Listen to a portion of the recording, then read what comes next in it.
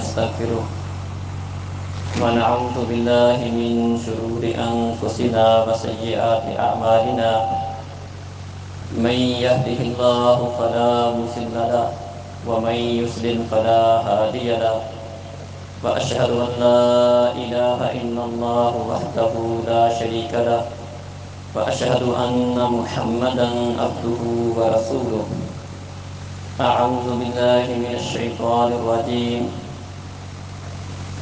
يا أيها الذين آمنوا اتقوا الله حق تقاته ولا تموتن إلا وأنتم مسلمون يا أيها الناس اتقوا ربكم الذي خلقكم من نفس واحدة وخلق منها زوجها وبث منهما رجالا كثيرا ونساء واتقوا الله الذي تساءلون به والأرحام إن الله كان عليكم رقيبا يا أيها الذين آمنوا اتقوا الله وقولوا قولا سديدا يصلح لكم أعمالكم ويغفر لكم ذنوبكم ومن يطع الله ورسوله فقد فاز فوزا عظيما أما بعد فإن خير الحديث كتاب الله وخير الهدي هدي محمد صلى الله عليه وسلم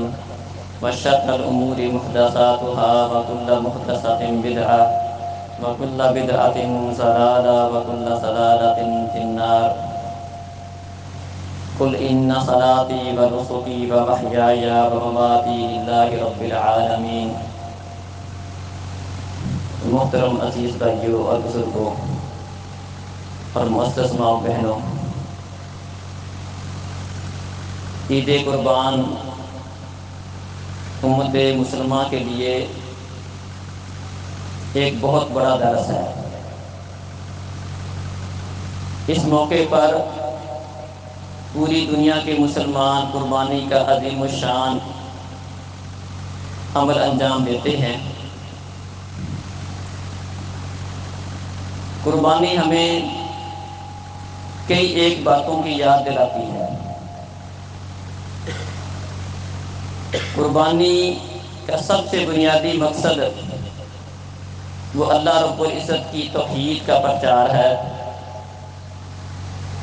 مسلمان اس روز اپنے جانوروں کے گلے پر چھری چلا کر اس بات کا عملی ثبوت دیتے ہیں کہ اگرچہ کچھ لوگ غیر اللہ کے نام کا ذبح کرتے ہیں، ان کی نظر و نیازیں، ان کے چڑھاوے ایک رب کو چھوڑ کے دوسروں کے نام کے ہوتے ہیں، مسلمان اپنے جانور کے گلے پر چھری چلا کر اس پر بسم اللہ اللہ اکبر کو بلند کرتا ہے اور اس بات کا اعلان کرتا ہے کہ میں جس طرح اپنی دیگر عبادات کو اپنے رب کے لیے خالص کرتا ہوں، میری نماز میرے اللہ کے لیے ہے، میری زکوٰۃ میرے رب کے لیے ہے، میری دیگر عبادات میرے رب کے لیے ہیں، یہ میری قربانی کا عمل، جانور کو ذبح کرنا، میری نظر و نیاز، میرا چڑھاوا، یہ بھی صرف اور صرف ایک رب کے لیے ہے۔ قل ان صلاتی ونسکی ومحیای ومماتی للہ رب العالمین۔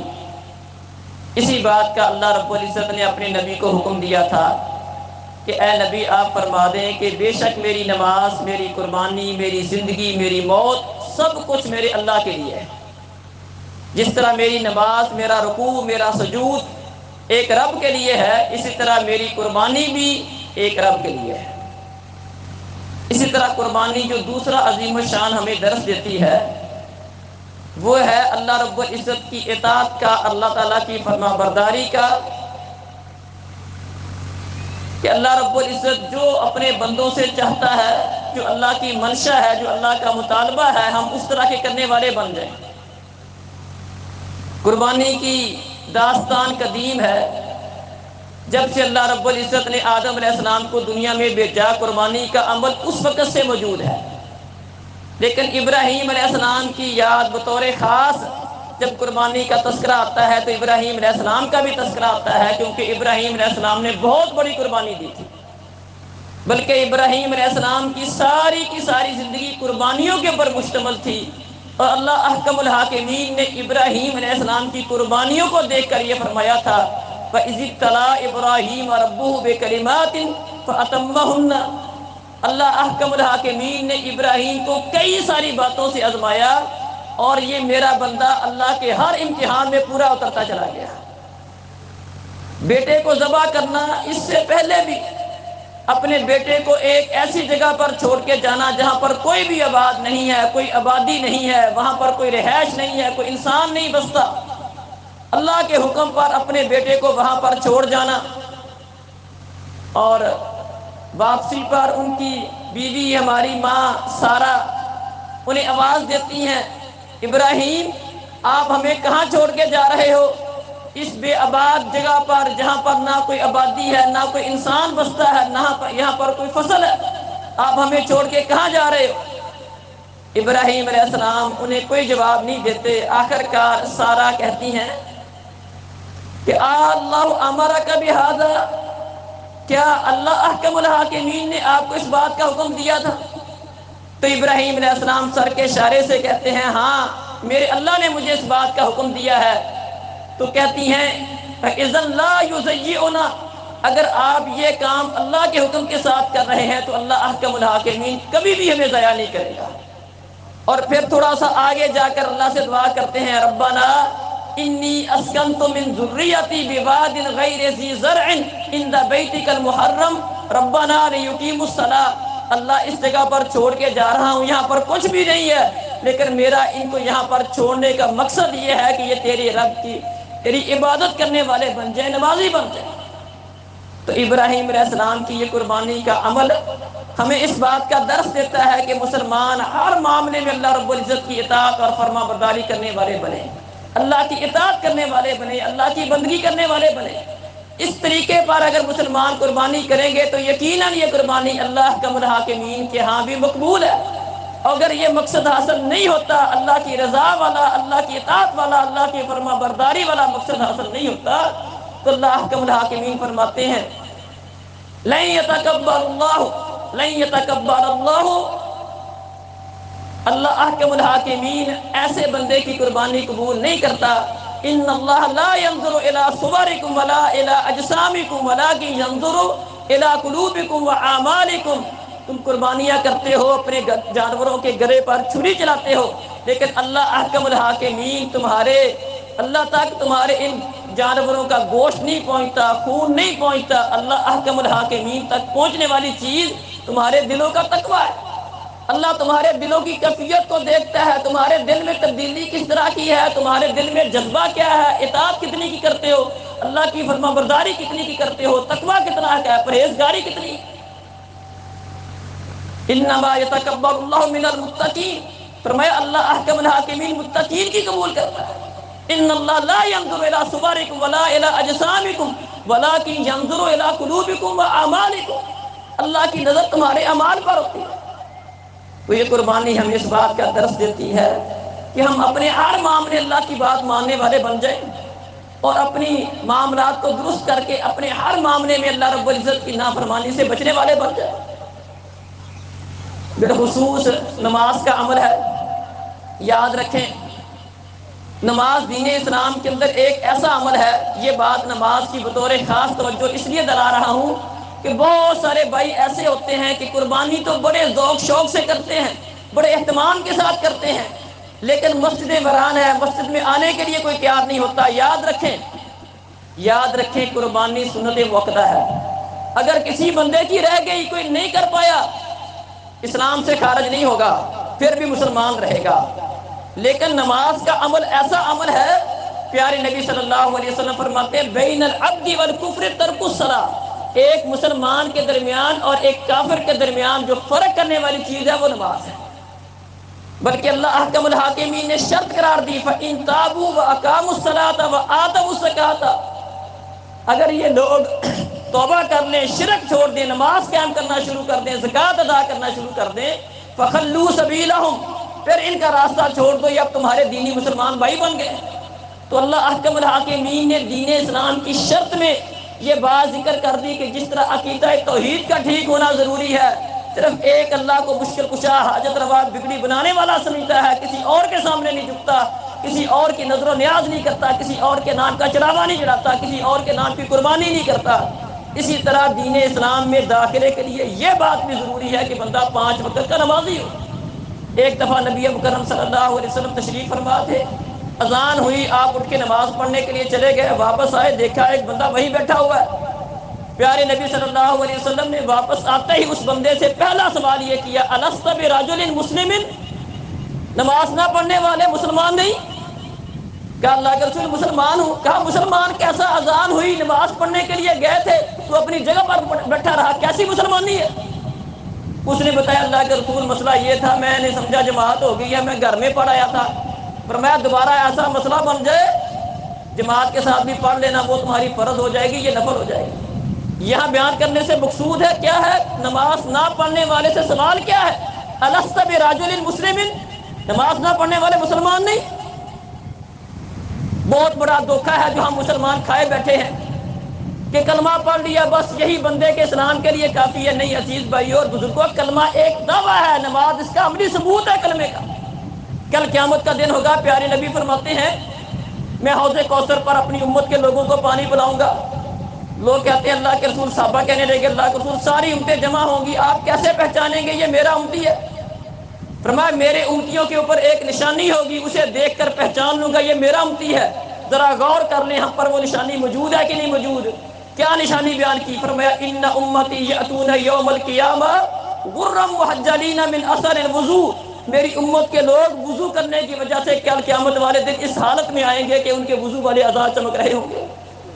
اب ایک بندہ وضو کرتا نہیں ہے، نماز پڑھتا نہیں ہے، اور اس بات کی امید لگا کے بیٹھے حوض کوثر پر مجھے پیارے نبی کے ہاتھوں جام نصیب ہوگا، پانی نصیب ہوگا، پیارے نبی پہچانیں گے نہیں، اس بندے کے اوپر پیارے نبی کے امتی ہونے کی نشانی کوئی نہیں ہوگی۔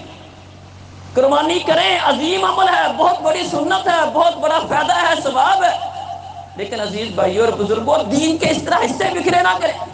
جو دل میں آتا ہے وہ مان لیں، جو دل میں نہیں آتا اس کو چھوڑ دیں، اپنی مرضی کا دین نہ بنائیں۔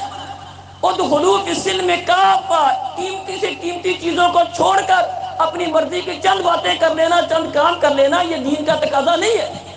دین کا تقاضا کیا ہے؟ ادخلوا فی السلم کافہ، مکمل پورے دین میں داخل ہو جاؤ، اپنے سر کے بال سے لے کر پاؤں کے ناخن تک تمہارے اندر دین نظر آنا چاہیے، تمہاری شکلوں صورتوں میں، تمہارے لباس میں، تمہارے گھر کے ماحول میں، تمہارے کاروبار میں، ہر چیز کے اندر، تمہارے طرز حکومت میں، ہر چیز کے اندر دین نظر آنا چاہیے۔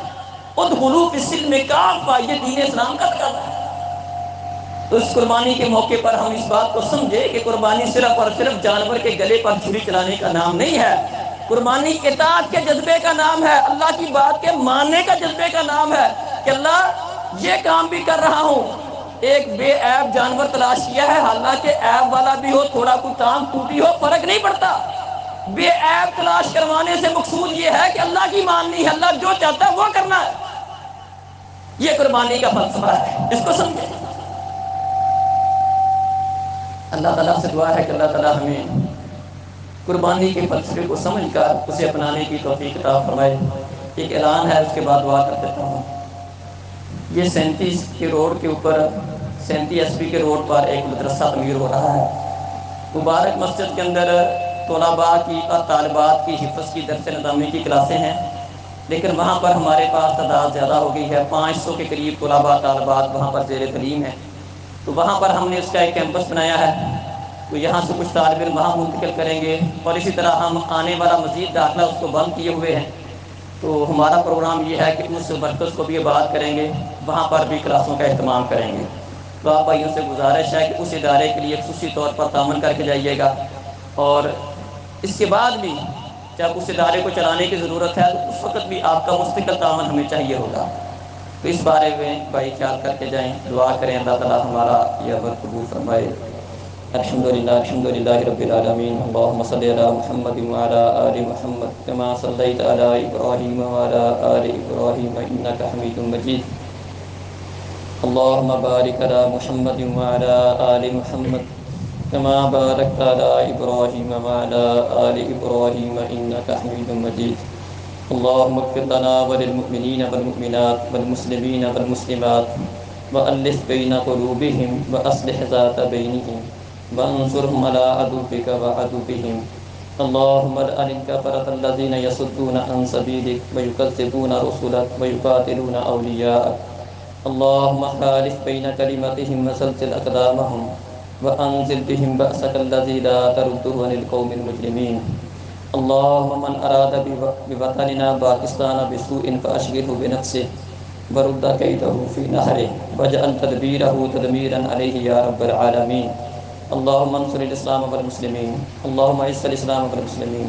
اللهم اعز الجهاد والمجاهدين. اللهم أذل الشرك والمشركين. اللهم أهلك الظالمين بالظالمين ونجِ المسلمين من بينهم سالمين غانمين يا رب العالمين.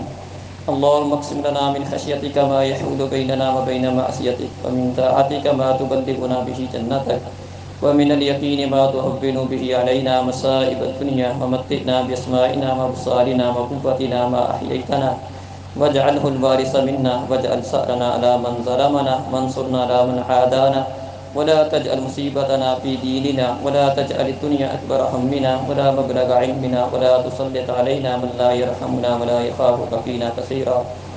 ربنا اغفر لنا ولإخواننا الذين سبقونا بالإيمان ولا تجعل في قلوبنا غلا للذين آمنوا ربنا إنك رؤوف رحيم. ربنا آتنا في الدنيا حسنة وفي الآخرة حسنة وقنا عذاب النار. ربنا تقبل منا إنك أنت السميع العليم وتب علينا إنك أنت التواب الرحيم. وصلى الله على